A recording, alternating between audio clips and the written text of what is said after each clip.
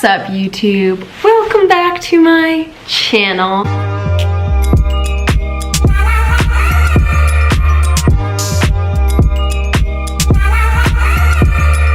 Hi, hello. I am so bundled up right now. Can we acknowledge that? But hey, what's up? I got myself a good old cup of coffee. Don't know why I made that weird voice. And then I got myself a warmed up blueberry scone. I don't know why, I just was feeling something sweet, but then the coffee's sweet, so I don't know. So warm them up. I haven't had a pastry from Starbucks in like years, and tis the season. Tis the damn season. Name what that's from. I wanna sit down, have a little coffee chat. This also is not my apartment. It's my friend who I water her plants. I often tend to sit in here and air out the place for the plants, because I am a plant mother, a plant giver right now. YOLO. That being said, I have some fun questions to answer for you guys. On my Instagram, I ask away, ask any kind of question. And you definitely brought some good ones. So with that being said, don't forget to like and subscribe to the YouTube channel, and let's get started. After what felt like 5 years trying to find the Q&A, and I was just munching on my scone. Okay, first question. Any advice for a new YouTuber? By all means, I am not a professional, far from it. Honestly, I love YouTube because I love to connect with you guys. I don't care about numbers, I don't care about anything like that. I just want to be genuine and transparent and try and spread positivity because I just feel like there's a lot of darkness. That's why I have my YouTube. I feel like if people want to start a YouTube channel, a lot of girls will message me and say I'm too scared. Like, what will people think of me? And that's valid, I totally understand that.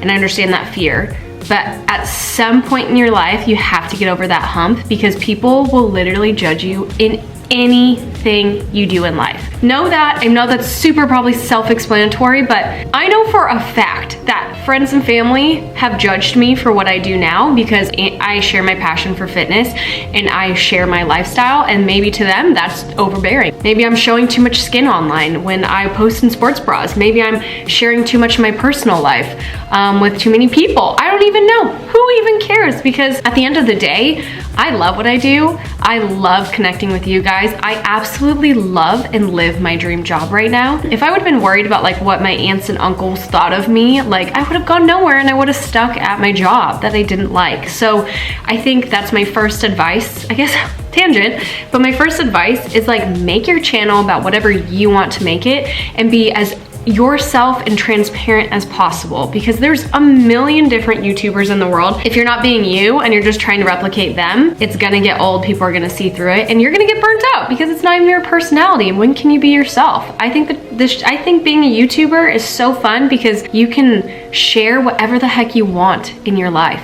and you can connect more on a deeper level than just a photo. So I'd say go for it, choose a niche, or don't choose a niche. It could be whatever the heck you want, and run with it. And haters are gonna hate. I get hateful comments all the time, but you just have to know that internally there's something wrong with them. Literally, whenever I get a negative comment, yeah, it's like, okay, nobody asked you. That's always my thoughts, is like, I'm sorry I didn't ask though. But then I also know that they're probably dealing with some internal struggles. They're probably dealing with something in their own life and it has nothing to do with me. I just somehow got in the crossroads. Be aware of that. I know that people are nervous about that and flack, and like, you do get that, but it's name of the game, baby.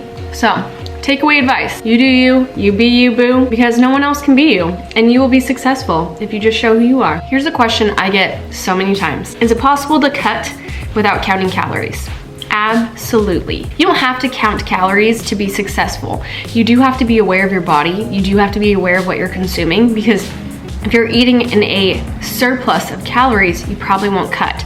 So when I try to naturally cut without counting my calories, I try to naturally add in more leafy greens into my meals that have lower calories but will fill me up more, or add more fiber or something like that.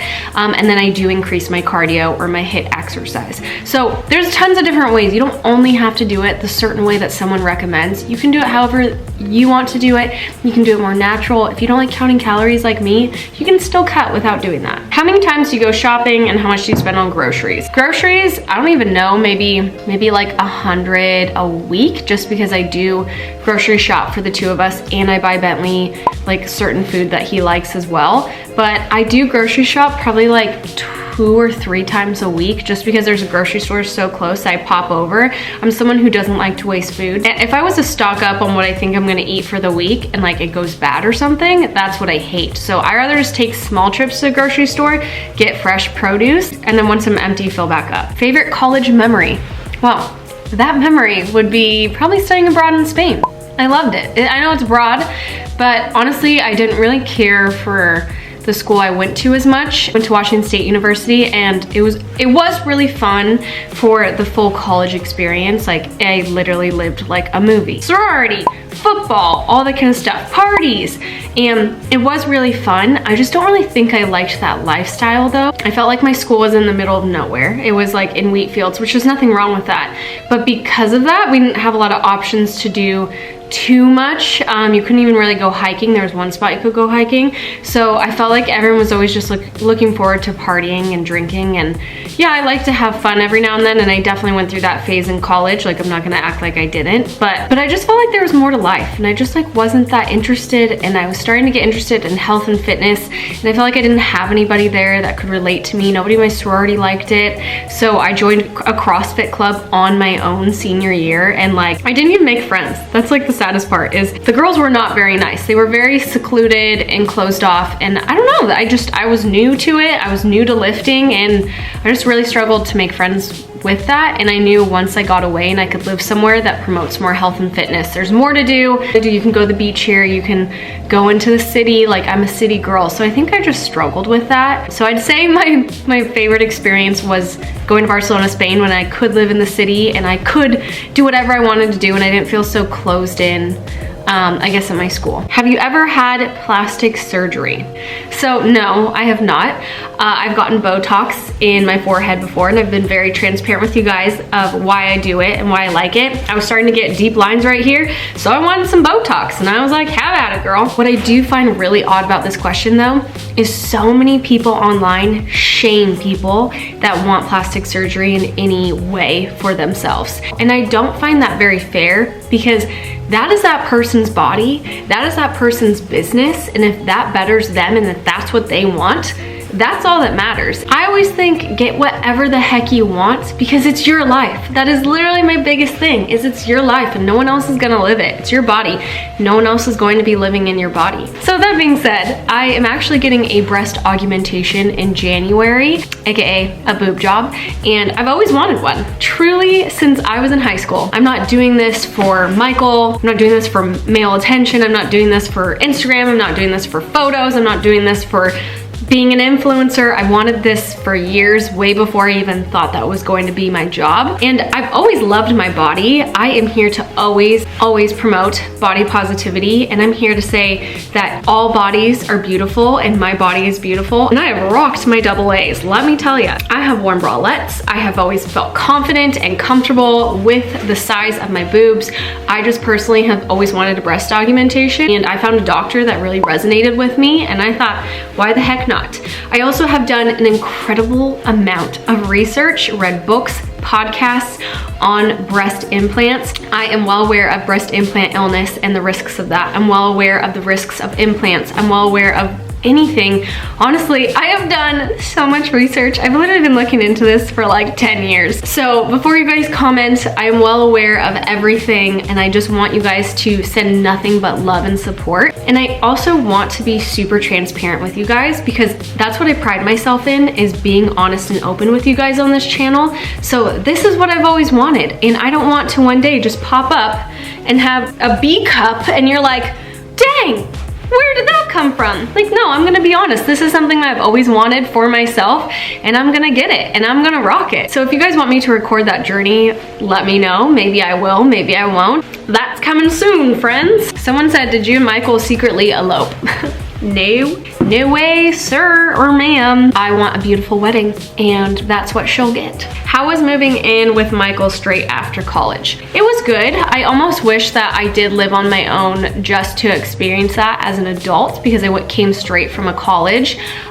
So my advice to you guys is maybe try it out for a year, and like, I don't know, you'll just never get that back. So why not live by yourself for a little bit and see how you like it? We've always been really good about being each other's roommates in general, so it felt really natural, and that's kind of what we did. We went straight into living together. But I did live for a year with Jordan, my friend, at college, so we didn't always live together. Next question is someone asked, have I ever been injured? Yes, I have. In volleyball, I sprained my ankle horribly, and it's never bounced back fully. So I'm very careful with my ankles. I used to wear ankle braces when I played volleyball, which is really common to wear ankle braces just as a precaution, but they also do weaken your ankles. So I definitely sprained it and rolled it a couple times after that. But that was honestly one of my few injuries. So I'm pretty lucky that that was my only sports related injury. Do you pay for your own lifestyle, or did your parents? I don't know where this misconception of my parents paying for me came from, but I pay for everything on my own 100%,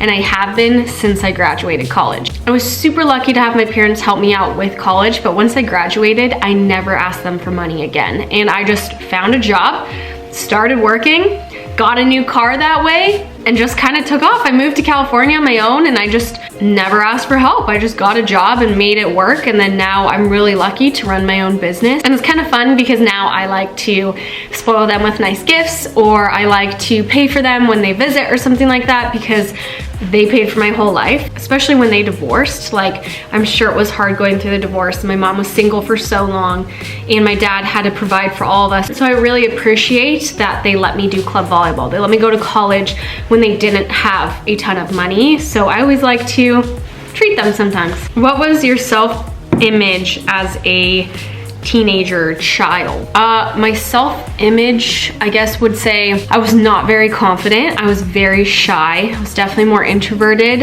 and was that girl that never really had boyfriends because I don't know, it was kind of awkward, and I went through weird phases. I also definitely lacked confidence, maybe when I was like 13, 14. And then in high school, I got a really good group of friends that were there for me.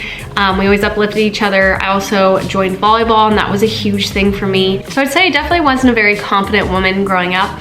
I definitely grew into my own little shoes. I'm sure if anyone watches my vlogs from high school, I'm like a completely different person, even from college. I think I was a lot more shy and introverted because I lacked confidence, where now I feel like I've really found my place and I love what I do, and I'm so happy where I live and in a relationship that we push each other to be better. So I just think I'm a different person, and I think that's a really healthy thing to be, is you're always changing. I never really understood when someone would say like, oh, you've changed. Yeah, you need to change. Like, if you don't, then you're just gonna plateau and be your high school self forever. I don't even know, but I definitely didn't like myself in high school. I think it's good when people change. I would never have that as a negative comment to someone, because it's awesome they changed, because you should never stay the same. We're butterflies. You're supposed to freaking change and be better and become a different person. So more power to you if you've changed and evolved from who you are. All right, guys, I'm gonna wrap this up, but I hope you liked this little Q&A.